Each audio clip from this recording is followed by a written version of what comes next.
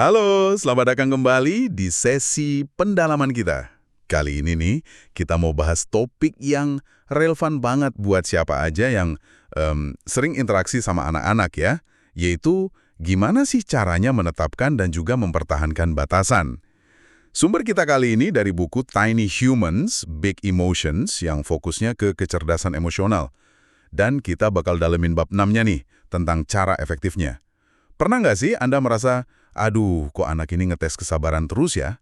Atau mungkin mikir, ada cara lain nggak sih selain cuma bilang, jangan? Nah, ini yang mau kita kupas tuntas. Misi kita hari ini, ya itu tadi, menggali inti dari batasan yang efektif menurut buku ini. Bukan soal kontrol ya, tapi lebih ke gimana cara bangun rasa aman dan hubungan yang kuat sama anak. Siap ya? Oke, kita mulai dari sebuah cerita di buku ini deh. Ada anak namanya Mika. Bayangin ya, dia lagi main, tiba-tiba lempar balok mainan gitu aja ke arah ibu-ibu sama pengasuh yang lagi ngumpul. Reaksi pertama, kita mungkin langsung, Mika, jangan lempar balok, bahaya. Gitu kan ya? Tapi nih, pengasuh di cerita ini, dia beda pendekatannya. Dia datangin Mika, tenang aja, sambil siap nahan tangan Mika kalau perlu. Terus dia bilang, Mika, saya nggak akan biarin kamu lempar balok lagi ya di kelas kita. Dengerin deh, bukan cuma larangan, tapi pernyataan tegas apa yang nggak akan dia biarkan. Nah, habis itu, dia langsung kasih alternatif. Kalau kamu mau main sama temen, bilang aja, main yuk. Atau sentuh pelan, terus bilang, main yuk. Hasilnya, si Mika ini akhirnya ngajak temennya main. Ibunya sampai heran loh, nanya kok bisa sih pengasuhnya bikin Mika nurut? Maksudnya patuh gitu. Patuhan semata, tapi lebih ke menegakkan batasan demi keamanan. Buku ini tuh nekenin banget bedanya antara batasan atau boundary sama ancaman, threat. Beda banget ini. Batasan yang benar itu sumbernya dari kekuatan pribadi kita sebagai orang dewasa. Jadi pernyataan tentang apa yang kita mau atau nggak mau terima dalam interaksi. Dan, ini penting, selalu nyambung ke konsekuensi logis dan langsung dari tindakan si anak. Contohnya gini, batasannya, saya nggak akan biarin kamu pukul badan saya. Konsekuensi langsungnya, kalau kamu tetap pukul, saya bakal geser menjauh biar aman. Jadi jelas banget kan ekspektasinya? Oke. Jadi batasannya fokus ke tindakan kita orang dewasa dan konsekuensi yang nyambung langsung gitu ya. Terus bedanya sama ancaman apa dong? Kadang suka ketukar nggak sih? Seringnya buat manipulasi perilaku aja, jangka pendek gitu. Dan biasanya malah ngorbanin rasa aman emosional atau fisik anak. Contoh ancaman tuh kayak, awas ya kalau pukul lagi nanti dihukum. Atau kalau kamu pukul mama, mama sedih nih, nggak mau main lagi. Itu kan manipulasi emosi ya. Atau bahkan yang nggak nyambung sama sekali. Kalau pukul saya, nanti sore nggak dapat donat. Nah loh, ini semua masuknya keluarga hukuman. Bukan bagian dari batasan sehat menurut buku ini. Penulisnya malah nyaranin, coba deh mulai bilang batasannya pakai kalimat penenang dulu. Kayak, saya nggak marah kok sama kamu nggak lagi dalam masalah, baru sampaikan batasannya. Biar misah gitu antara aturan sama emosi negatif kita. Wah menarik tuh, misahin aturan sama emosi kita. Kadang susah ya prakteknya. Nah, ngomongin batasan efektif, buku ini juga bilang, konsistensi itu kunci banget. Kenapa sih konsistensi ini vital banget? Iya, penulisnya pakai analogi rutinitas harian. Kayak kita sikat gigi atau mandi, kan otomatis aja tuh nggak mikir lagi. Nah, batasan yang konsisten itu bantu otak anak bikin jalur pemahaman yang kuat. Jadi dia tahu apa yang diharapkan, apa konsekuensinya. Bikin dunia jadi lebih bisa diprediksi buat dia. Ada cerita pribadi penulisnya juga, dulu pas awal pacaran, kalau dia mulai teriak pas lagi berantem, pasangannya itu konsisten, langsung berhenti ngomong terus pergi. Akhirnya dia belajar, oh kalau mau selesaiin masalah bareng, ya nggak bisa pakai teriak-teriak. Batasan pasangannya jelas dan ditegakkan terus. Oke, jadi konsistensi ini bukan cuma biar anak nurut gitu ya, tapi lebih ke biar anak rasa aman, karena dia jadi tahu apa yang bakal terjadi. Tepat sekali. Konsistensi itu ngasih relief, semacam kelegaan gitu buat anak. Dunia ini kan bisa kerasa membingungkan banget ya buat mereka. Batasan yang jelas dan bisa diandalin itu kayak peta buat mereka. Jadi nggak perlu nebak-nebak terus aturan mainnya gimana. Ini ngurangin banget beban kognitif sama kecemasan mereka loh. Balik lagi ke Mika tadi. Bisa jadi kan, dia lempar balok pas ada ibunya itu justru lagi ngetes. aturannya masih sama nggak ya? Pengasuhnya bakal sama nggak ya sikapnya? Nah, karena si pengasuh ini emang konsisten, siap nahan lagi kalau perlu, Mika jadi dapat konfirmasi. Oke, orang dewasa ini beneran bisa diandelin buat jaga keamanan siapapun yang ada di sini. Ini kan bangun kepercayaan, bangun rasa aman yang dasar banget. Sumber ini juga nyebutin ide yang mungkin agak, gimana ya, aneh buat sebagian kita. Katanya pekerjaan anak itu ya mendorong atau ngetes batasan. Gimana tuh maksudnya? Bukan berarti dia nakal gitu? Nah, ini dia. Salah satu pergeseran cara pandang yang penting banget menurut buku ini. Kita diajak lihat dorongan batasan itu bukan sebagai pembangkangan atau sengaja cari gara-gara, tapi bagian alami dari perkembangan anak. Mereka itu lagi berusaha memahami dunia dan mastiin keamanan mereka sendiri. Kayak ilmuwan kecil gitu deh, lagi eksperimen. Ini batasannya beneran kuat nggak ya? Orang dewasa ini serius nggak sih bakal jagain aku?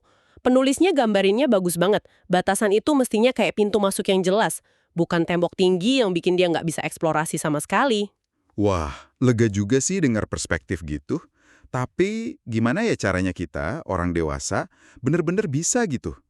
Apalagi kalau lagi capek atau kesel kan? Kuncinya yaitu kita latih diri jadi detektif emosi, bukan polisi perilaku. Pas anak nunjukin perilaku yang nantang nih, jangan langsung ngejudge. Coba deh kita berhenti sejenak, tanya ke diri sendiri. Anak ini sebenarnya lagi coba ngomongin apa sih lewat perilakunya? Apa dia lagi ngetes batasan? Atau mungkin dia lagi kewalahan sama emosinya, butuh bantuan kita buat nenangin diri, butuh koregulasi? Atau jangan-jangan dia lagi butuh koneksi aja sama kita? Buku ini kasih contoh bagus buat reframing, buat nyebenerin cara pikir kita. Misalnya kita mikir, duh rewel banget sih ini anak.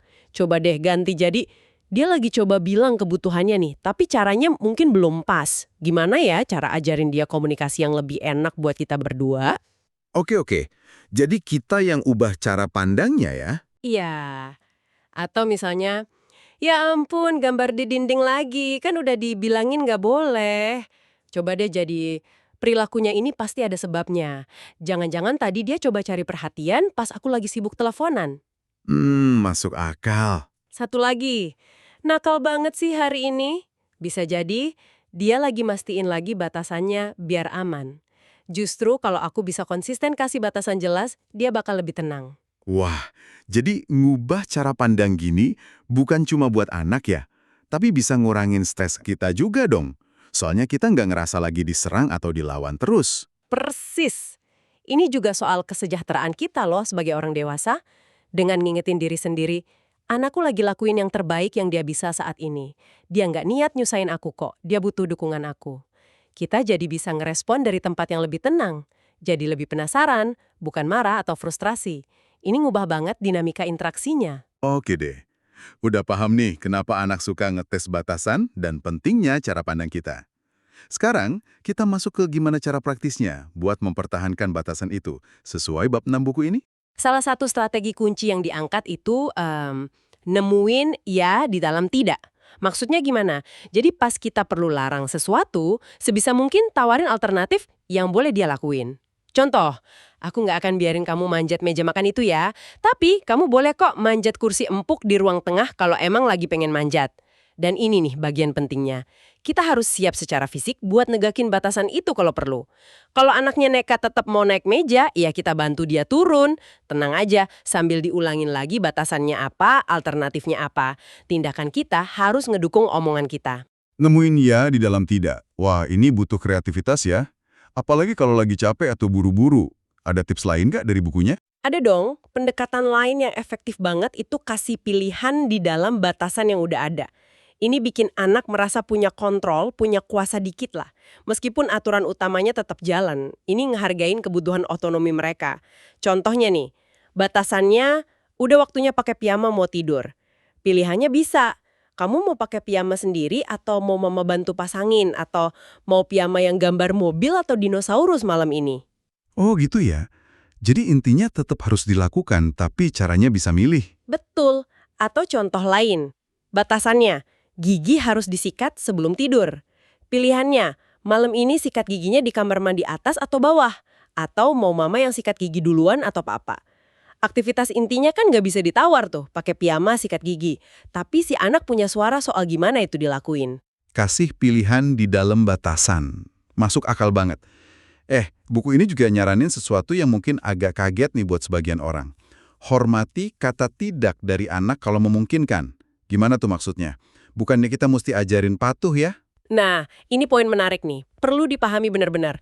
Tujuannya bukan ngebiarin anak ngatur semua ya, tapi lebih kebangun kemampuan mereka buat nyuarain keinginan sama batasan diri mereka sendiri. Istilahnya advokasi diri gitu dari kecil. Ada cerita dari penulisnya sendiri, waktu umur 18 bulan, dia nolak pakai baju pilihan ibunya. Ibunya bukannya maksa, malah nawarin pilihan lain yang tertepas sama kondisi waktu itu, misalnya baju lengan panjang lain karena dingin.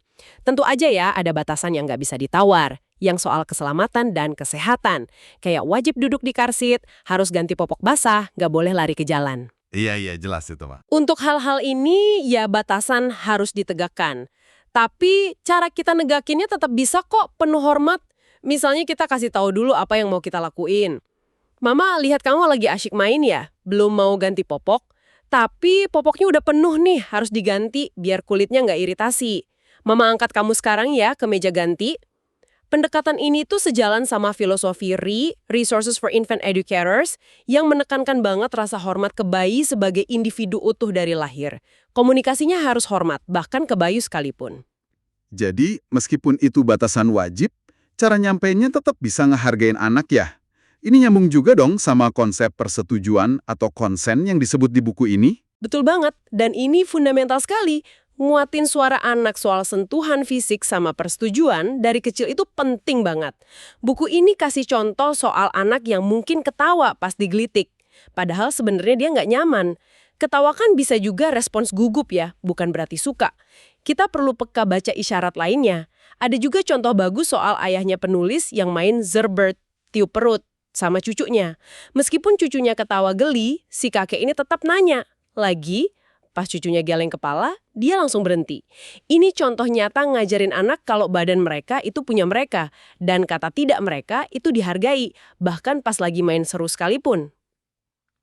Oke, kita udah bahas definisinya, soal konsistensi, kenapa anak suka ngetes, sama cara praktisnya. Gimana kalau kita bisa nebak nih alasan spesifik kenapa anak ngetes batasan? Misalnya, kalau kelihatan banget dia cari perhatian, atau kata buku ini mungkin lebih pasnya cari koneksi ya? Nah, ini kasus umum banget nih. Ada cerita bagus soal Jasmine, anak yang baru balik ke penitipan setelah liburan panjang sama keluarga. Dia kelihatan kacau banget di kelas. Lari-larian, rebut mainan teman, manjat rak buku. Awalnya, gurunya ngelakuin yang mungkin kita juga bakal lakuin, ngejar dia, negur terus-terusan. Jasmine jangan lari, Jasmine balikin mainannya, Jasmine turun. Tapi hasilnya apa? Jasmine malah dapet yang mungkin tanpa sadar dia cari, perhatian penuh gurunya meskipun negatif. Perilakunya nggak berhenti juga. Terus gimana dong gurunya? Apa yang dia coba? Akhirnya guru itu coba strategi beda. Dia mikir, jangan-jangan akar masalahnya ini kebutuhan koneksi yang belum keisi setelah lama pisah. Jadi dia mulai ngabain perilaku cari perhatian yang negatif, tadi selama aman ya pastinya. Terus sebaliknya, dia proaktif ngundang Jasmine ke interaksi positif. Gurunya duduk di pojok baca, mulai bacain buku favoritnya Jasmine, suaranya dibikin antusias gitu. Awalnya Jasmine masih lari-lari di sekitar ruangan, kayak ngetes gitu. Tapi pelan-pelan dia mulai melambat, dengerin cerita dari jauh, malah ikutan nimpalin suara binatang di buku. Akhirnya dia nyamperin gurunya, duduk di samping, ikut baca bareng. Intinya gini, kalau perilaku nantang itu dasarnya karena lapar koneksi, ya perilaku itu kemungkinan besar nggak akan hilang beneran sampai kebutuhan koneksinya dipenuhi dengan cara positif. Oh gitu ya. Jadi, kalau kita curiga anak butuh koneksi, daripada fokus ke kelakuan negatifnya, kita coba tawarin jalur koneksi lain yang tetap sesuai batasan kita. Tepat. Misalnya nih, anak terus-terusan coba manjat badan kita pas kita lagi coba kerja dari rumah. Daripada cuma bilang jangan, coba deh tetapkan batasan sambil tawarin koneksi. Sayang, mama nggak bisa diganggu sekarang nih, lagi fokus kerja. Tapi mama lihat kayaknya kamu pengen deket mama ya? Gimana kalau kamu duduk tenang aja di sebelah mama sambil gambar 15 menit, nanti habis itu kita main tebak-tebakan sebentar. Tawarin koneksi dalam bingkai batasan yang ada. Terus gimana kalau pas masa-masa sulit atau transisi besar? Kayak pindah rumah, sekolah baru, punya adik baru, atau orang tua cerai gitu. Buku ini kan bahas di bab 12 ya, tapi soal batasan gimana sarannya? Kan seringnya kita jadi lebih longgar ya, kasihan gitu. Nah, ini dia. Justru sebaliknya, ini mungkin agak mengejutkan ya buat sebagian orang. Sumber ini bilang justru pas dunia anak lagi kerasa nggak pasti dan banyak berubah, pas jangkar hidupnya geser semua, batasan yang konsisten itu jadi makin penting. Batasan yang bisa ditebak itu ngasih rasa aman dan stabilitas yang anak butuhin banget di tengah badai perubahan. Dengan tahu ada beberapa hal yang tetap sama dan bisa diandalin, aturan tidur, sikap di meja makan, dan lain-lain, itu bantu mereka hemat energi mental buat hadapin perubahan besar yang lagi terjadi. Jadi malah kalau kita longgarin batasan karena kasihan, itu justru bisa jadi nggak ngebantu dalam jangka panjang. Wah, itu perspektif yang penting banget sih. Nah, pertanyaan terakhir nih, yang mungkin ada di pikiran banyak dari kita. Gimana kalau kita udah nentuin batasan, terus sadar kayaknya batasan ini salah deh, atau nggak perlu? Kan kita nggak sempurna ya. Sempurna. Ngakuin salah itu ya bagian dari proses. Ada cerita soal Amelia lagi asyik main truk, nggak mau bagi ke temennya, Sam. Awalnya penulis yang waktu itu jadi pengasuh ngotot, Amelia kamu harus berbagi. Tapi setelah dia diem sebentar, mikir lagi, dia sadar kalau maksa berbagi di situasi itu mungkin nggak pas. Berbagi emang penting sih, tapi kan nggak berarti harus setiap saat. Akhirnya dia balik lagi ke Amelia, ngaku kalau tadi dia keliru, terus dia validasi perasaan Amelia dan haknya buat nggak berbagi mainannya saat itu. Ini malah jadi momen belajar yang kuat loh soal rendah hati, ngaku salah, dan benerin hubungan. Wah, jadi ngaku salah itu malah bisa jadi momen positif ya? Keren juga. Bisa banget. Ada contoh lain juga soal Stacy, ibu yang pulang kerja lagi stres berat. Dia lihat anak-anaknya lagi seru main lantai itu lava, pakai semua bantal sofa di lantai, berantakan gitu. Reaksi pertamanya, ya marah, nyuruh rapihin cepet-cepet, alasannya kaku, tempat bantal kan di sofa. Tapi pas anak-anaknya jelasin permainannya, Stacy berhenti bentar dan sadar, batasan dia tadi itu lebih karena egonya dia aja, pengen rasanya terkendali setelah hari yang kacau, bukan karena alasan keamanan atau nilai keluarga yang jelas. Kadang kita emang suka netapin batasan cuma pokoknya gitu, padahal nggak ada alasan kuatnya. Sumber ini ngajak kita buat berani evaluasi ulang batasan kita. Ini beneran penting nggak sih buat keamanan, kesehatan, atau nilai inti keluarga? Atau cuma preferensi pribadi aja yang sebenarnya bisa lebih fleksibel? Nggak apa-apa kok buat ubah batasan kalau kita sadar itu udah nggak relevan atau nggak adil. Jadi ini kalau kita tarik benang merahnya ya dari obrolan kita hari ini, terutama dari bab 6 buku Tiny Humans, Big Emotions, batasan yang efektif itu akarnya di rasa aman dan koneksi, bukan soal siapa yang megang kuasa. Kuncinya ya konsistensi sama kejelasan. Dan yang nggak kalah penting, ubah cara pandang kita. Lihat dorongan batasan dari anak itu bukan pembangkangan, tapi upaya komunikasi. Entah itu dia lagi ngetes, minta tolong diaturin emosinya, atau emang lagi cari koneksi aja. Dan jangan lupa juga ya, strategi praktisnya. Cari iya di dalam tidak, pakai alternatif, kasih pilihan di dalam batasan, hormati otonomi anak sebisa mungkin, terutama soal badannya, dan ingat, kita nggak harus sempurna kok. Ngakuin kalau kita salah dan nyesuaiin batasan itu malah nunjukin kekuatan dan bisa jadi pelajaran bagus soal fleksibilitas dan rendah hati buat anak. Tentu, ini semua proses ya, butuh latihan, sadar diri, dan sabar terus dari kita sebagai orang dewasa. Tepat. Semua strategi ini bakal lebih gampang diterapin kalau kita sendiri juga terus belajar dan tumbuh. Kayak yang dibahas di bagian lain buku ini kan, ngelola emosi kita sendiri, regulasi diri, kenalin pemicu kita, pahamin tahap perkembangan anak. Karena ujung-ujungnya, tujuan jangka panjang dari semua ini kan bantu anak tumbuh jadi pribadi yang cerdas emosi, yang bisa paham dirinya, hargain orang lain, dan bangun hubungan sehat ke depannya. Nah, sebagai penutup nih, coba bawa satu pemikiran ini deh untuk Anda renungkan. Gimana kalau pas nanti anak Anda ngetes batasan lagi, Anda coba secara sadar ngelihatnya bukan sebagai perlawanan atau kenakalan, tapi sebagai pertanyaan atau permintaan yang mungkin belum dia bisa ucapin langsung. Kira-kira nih, perubahan kecil di kacamata Anda ini bisa nggak ya ngubah respon Anda atau paling nggak perasaan Anda pas ngadepinnya? Coba aja deh. Sampai jumpa di sesi pendalaman kita berikutnya ya.